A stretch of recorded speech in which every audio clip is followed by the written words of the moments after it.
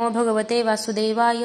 तर आपण श्रीमद भागवत महापुराण पाहत आहोत आणि त्यातील हा आपला 7वा स्कंद. 7व्या स्कंदातील अध्याय 7वा. 7व्या अध्यायामध्ये आपण मातेच्या गर्भात प्राप्त झालेल्या नारदांच्या उपदेशाचे प्रल्हादाकडून वर्णन पाहणार आहोत. नारद म्हणतात, दैत्यपुत्रांनी जेव्हा असा प्रश्न केला तेव्हा भगवंताचे परमप्रेमी भक्त प्रल्हादाला मी सांगितलेल्या गोष्टींचे स्मरण झाले. मंद हास्य करीत तो त्यांना म्हणाला. प्रल्हाद म्हणाला, आमचे वडील जेव्हा तपश्चर्या करण्यासाठी मंदराचलावर गेले होते तेव्हा इंद्रादी देवांनी दानवांशी युद्ध करण्याची फार मोठी तयारी केली. ते म्हणू लागले की जशा मुंग्या सापाला खातात त्याप्रमाणे लोकांना त्रास देणाऱ्या पापी हिरण्यकशिपूला त्याच्या पापानेच खाऊन टाकले. देवांनी मोठ्या प्रमाणावर तयारी केली आहे असे जेव्हा दैत्यांच्या सेनापतींना समजले तेव्हा त्यांचे साहस कमी होऊ लागले. देवांकडून मार खाल्ल्यानंतर स्त्री, पुत्र, मित्र, आप्तेष्ट, वाडे, गुरेढोरे आणि इतर साहित्य यांपैकी कशाचीही चिंता न करता भयभीत होऊन आपले प्राण वाचवण्यासाठी ते सर्वजण अतिशय लगबगीने जिकडे तिकडे पळून गेले. आपला विजय व्हावा या हेतूने देवांनी राजमहालात लुटालूट केली. एवढेच काय, इंद्राने माझी माता पट्टर आणि कयाधूला सुद्धा बंदी बनविले. भीतीने व्याकुळ होऊन माझी माता टिवटिवीप्रमाणे रडत होती आणि इंद्र बळजबरीने तिला घेऊन जात होता.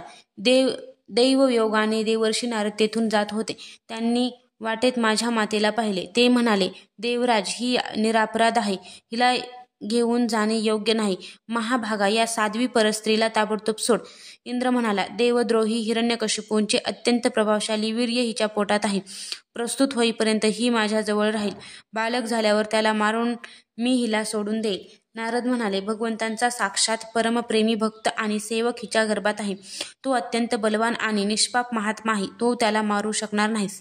देवर्षी नारदांचे हे म्हणणे मान्य करून इंद्राने माझ्या मातेला सोडून दिले. शिवाय हिच्या गर्भामध्ये भगवत भक्त आहे हे जाणून त्याने माझ्या मातेला प्रदक्षिणा केली आणि तो आपल्या लोकी निघून गेला.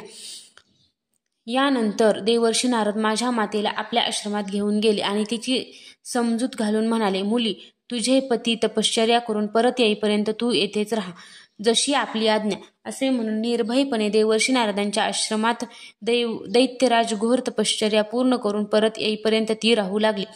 माझी गरोदर माता गर्भातील बाळांचे कल्याण व्हावे आणि योग्य वेळी प्रसूती व्हावी या इच्छेने मोठ्या भक्तिभावाने नारदांची सेवा करीत राहिली.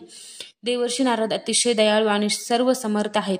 त्यांनी माझ्या मातेला भागवत धर्मांचे रहस्य आणि विशुद्ध ज्ञान अशा दोन्हींचा उपदेश केला. उपदेश करतेवेळी त्यांचे लक्ष मीही होतो. पुष्कळ कालावधी निघून गेल्यामुळे आणि स्त्री स्वभावानुसार माझ्या मातेला त्या ज्ञानाचे स्मरण राहिले नाही. परंतु देवर्षींची विशेष कृपा असल्याने अजूनही मला त्याची स्मृती झाली नाही. माझ्या या म्हणण्यावर तुम्ही श्रद्धा ठेवाल तर तुम्हालाही ते ज्ञान प्राप्त होऊ शकेल. कारण श्रद्धेमुळे स्त्रिया व मुले यांची बुद्धीसुद्धा माझ्याप्रमाणेच देहादिकांविषयींचा अहंकार नष्ट करणारी होऊ शकते. ज्याप्रमाणे ईश्वरमूर्ती कालाच्या प्रेरणेने वृक्षांच्या फळांना 6 विकार होतात, त्याचप्रमाणे जन्म, अस्तित्वाची जाणीव, वाढ, परिणाम, क्षय आणि विनाश हे 6 विकार शरीरालाच दिसतात. त्यांचा आत्म्याशी काहीही संबंध नाही.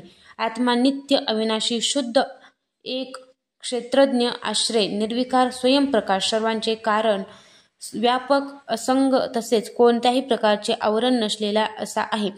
ही आत्म्याची 12 उत्कृष्ट लक्षणे होत. यांच्या योगाने आत्मतत्व जाणणाऱ्या पुरुषाने अज्ञानामुळे शरीर इत्यादींमध्ये जो मी माझेपणाचा खोटा भाव उत्पन्न होतो त्याचा त्याग केला पाहिजे.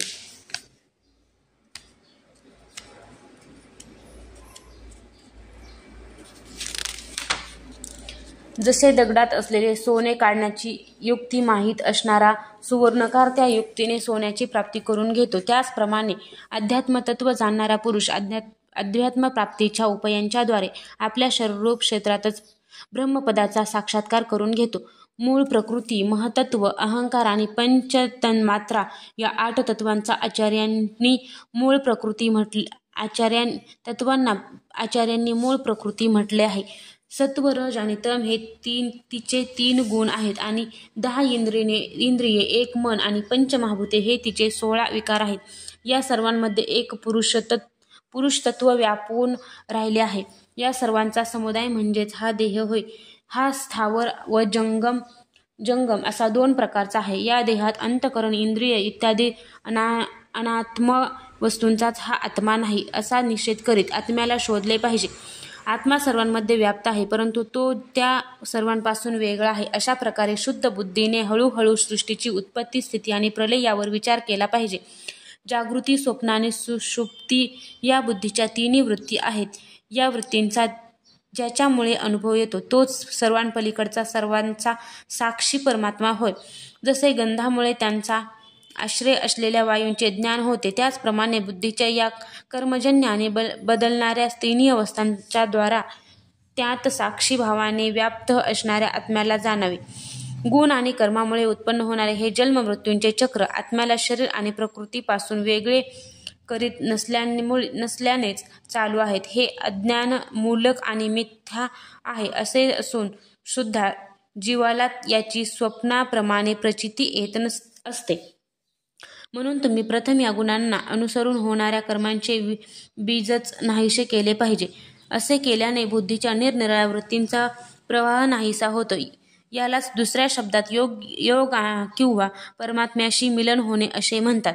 हे करण्यासाठी हजारो साधने आहेत, परंतु ज्या उपायांनी सर्व शक्तिमान भगवंतांविषयी स्वाभाविक निष्काम प्रेम निर्माण होईल तोच उपाय सर्वश्रेष्ठ होय. ही गोष्ट स्वतः भगवंतांनीच सांगितली आहे.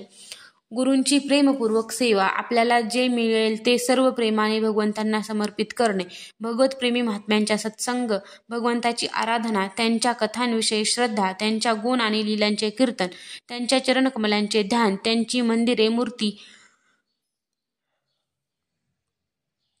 इत्यादींचे दर्शन, पूजन इत्यादी साधनांनी भगवंताविषयी स्वाभाविक प्रेम उत्पन्न होते.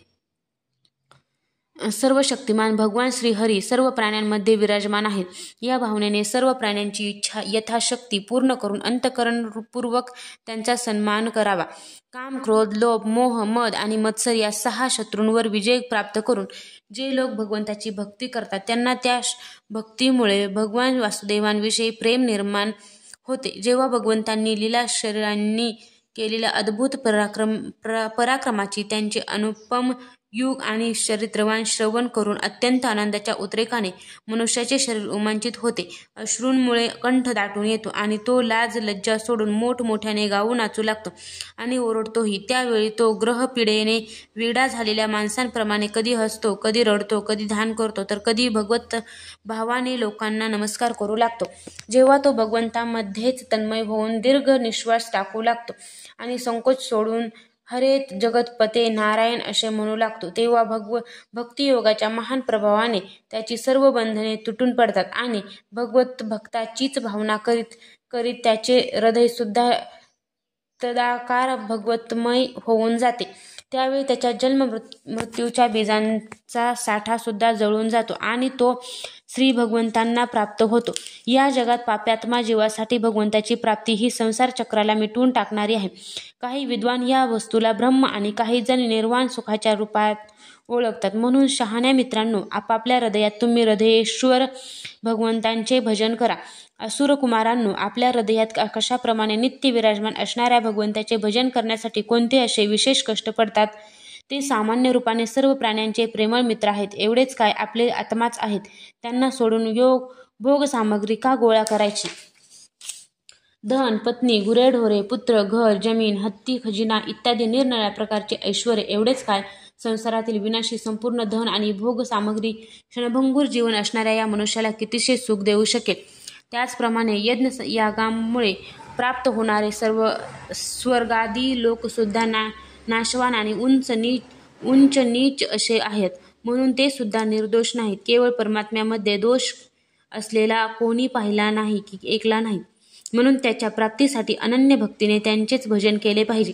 याशिवाय स्वतःला मोठा विद्वान समजणारा मनुष्य या लोकात ज्या उद्देशाने वारंवार अनेक कर्मे करतो त्या उद्देशांची प्राप्ती तर लांबच, उलट त्याच्या विपरीतच फळ त्याला खात्रीने मिळते. या जगात कर्म करणाऱ्यांचे दोन उद्देश असतात, सुख मिळविणे आणि दुःखापासून सुटका करून घेणे. परंतु जो अगोदरच इच्छा नसल्यामुळे सुखात राहत असे त्याला आता इच्छेमुळे नेहमी दुःख भोगावे लागते. मनुष्य सकाम कर्मांनी या लोकी शरीरासाठी भोग प्राप्त करू इच्छितो ते शरीरच मुळी आपले नाही, नाशवान आहे आणि येणारे जाणारे आहे. जेथे शरीराचीच ही अवस्था आहे तेथे त्याच्यापासून वेगळे असणाऱ्या पुत्र, स्त्री, घर, धन, राज्य, खजिना, हत्ती, घोडे, मंत्री, नोकर, चाकर, आप्तेष्ट आणि आपले वाटणारे इतर यांची काय कथा. हे विषय शरीराबरोबरच नष्ट होणारे, अर्थपूर्ण वाटले तरी अनर्थ करणारेच आहेत. आत्मा स्वतःच परम आनंदाचा महान समुद्र आहे. त्याला या वस्तूंचा काय उपयोग? बंधूंनो, विचार करा. जो जीव गर्भात आपल्यापासून मृत्यूपर्यंतच्या सर्व अवस्थांमध्ये आपल्या कर्मांच्या अधीन होऊन अनंत क्लेश भोगतो, त्याचा या संसारात काय स्वार्थ आहे? सूक्ष्म शरीरातच तो जीव आपला आत्मा मानून त्याच्याद्वारा अनेक प्रकारची कर्मे करतो आणि कर्मामुळेच पुन्हा शरीर ग्रहण करतो. अशा प्रकारे कर्मामुळे शरीर आणि शरीरामुळे ही परंपरा चालू राहते आणि हे सर्व अविवेकामुळे होते. म्हणून निष्काम भावनेने निष्क्रिय आत्मस्वरूप भगवान श्रीहरींचे भजन करा. धर्म, अर्थ आणि काम हे त्यांच्या इच्छेखेरीज मिळत नाही. भगवान श्रीहरी सर्व प्राण्यांचे ईश्वर, आत्मा आणि परमप्रियतम आहेत. आपणच निर्माण केलेल्या पंचमहाभूते आणि सूक्ष्मभूते इत्यादींच्या द्वारे निर्माण केलेल्या श्रीहरींमध्ये ते जीव म्हणून राहतात. देवता, दैत्य, मनुष्य, यक्ष किंवा गंधर्व कोणी का असेना, जो भगवंताच्या चरणकमलांचे सेवन करतो त्याचे आपल्याप्रमाणेच कल्याण होते. दैत्य बालकांनो, भगवंतांना प्रसन्न करून घेण्यासाठी ब्राह्मण, देवता आणि ऋषी होणे, सदाचार आणि विविध ज्ञानाने परिपूर्ण होणे, दान, तप, यज्ञ, शारीरिक आणि मानसिक पवित्रता तसेच व्रतांचे अनुष्ठान हे पुरेसे नाही. भगवंत केवळ निष्काम भक्तीनेच प्रसन्न होतात. इतर सर्व निरर्थक आहे. म्हणून दानबंधूंनो, सर्व प्राण्यांना आपल्या सारखेच समजून सर्वत्र विराजमान सर्वात्मा, सर्व शक्तिमान भगवंताची भक्ती करा. भगवंताच्या भक्तीच्या प्रभावाने दैत्य, यक्ष, राक्षस, स्त्रिया, शूद्र, गवळी, पशु, पक्षी आणि पुष्कळशे पापी जीव सुद्धा भगवत भक्ताला प्राप्त झाले आहेत.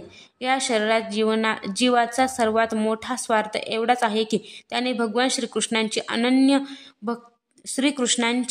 अनन्य भक्ती प्राप्त करून घ्यावी. नेहमी सर्व ठिकाणी आणि सर्व वस्तूंमध्ये भगवंतांचे दर्शन करणे हेच त्या भक्तीचे स्वरूप आहे. अध्याय 7 समाप्त.